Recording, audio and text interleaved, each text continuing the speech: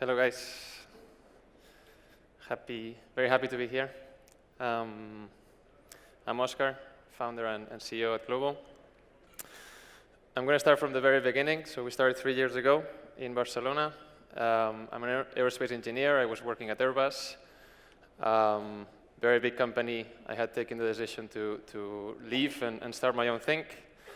I had a bunch of ideas, but let's say that the one that sounded the most interesting was this one. So basically, building a platform that connected very busy people with other people that could do their daily things, their daily tasks or errands.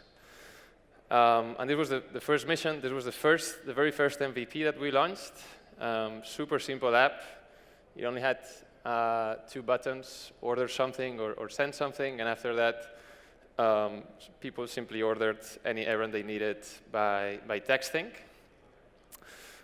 And let's say that product didn't work very well.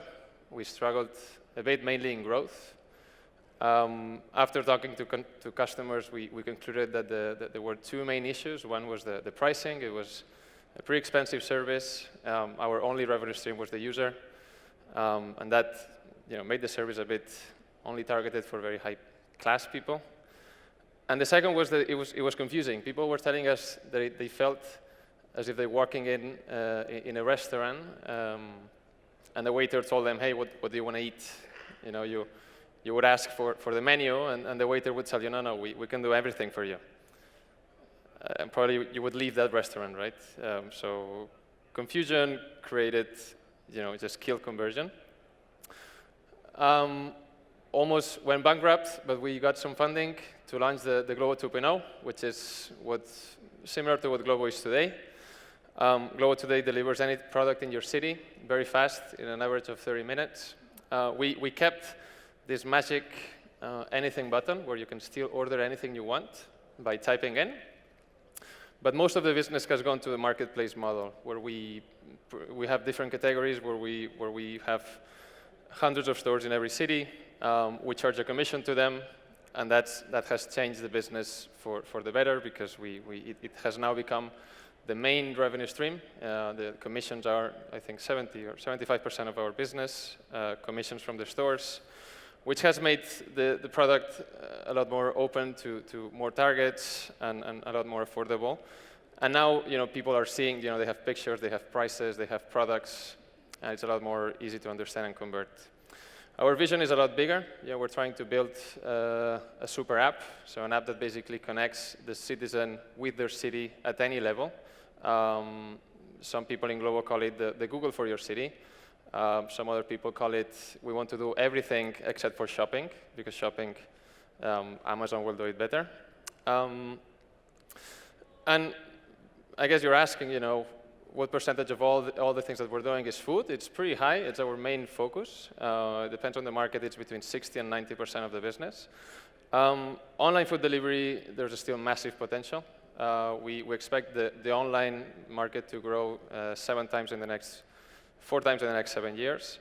And the main growth, of course, there's a trend that people are cooking less and less at home, and convenience is growing. But most of it is going to come from all the migration from offline to online. Our regions they're showing very, very little penetration. In Spain, for example, only 15% of the orders happen in an app or in a website. The rest still happens by people calling a telephone number, which of course has a much worse UX. This is how I explain in one slide the food delivery market to investors. So we talk about generation 1, marketplaces that started 15 years ago.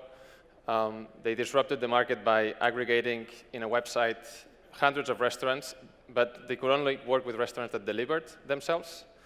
And around 7 years ago, the generation 2 started with a new wave of disruption by simply adding logistics and concentrating the logistics themselves, which has allowed us to work with all the restaurants and not only with those that had motorbikes to deliver or bikes. And simply it has allowed us to offer a much better service, a lot more consistency, tracking of the courier, and I guess you know most of the brands here. This is what happened, or what has happened in the US. And this is exactly what we're seeing that is happening in every single country. So initially, there's a generation 1 that dominates the market, has more or less a monopoly with a very simple product. In the US case, it was Grubhub. In 5 years, the market has grown a lot. The generation 1 grows also a lot, but loses a lot of market share to new players that have a better value proposition for the restaurants and for the users. So, we started realizing this 18 months ago, and we were like, hey, let's focus completely on winning the food race, and we want to become the fastest generation 2 in our 2 markets. We're operating in Spain and in Italy, and we managed to do it. I think we executed very well product and sales. We were a startup competing against Deliveroo and Uber Eats and Foodoras at a much earlier stage, which allowed us to be a lot scrappier, a lot faster. We developed things for big accounts like McDonald's that the big players could not follow in terms of speed. And we're now, we can say that now we're leading this generation 2 race in these two markets.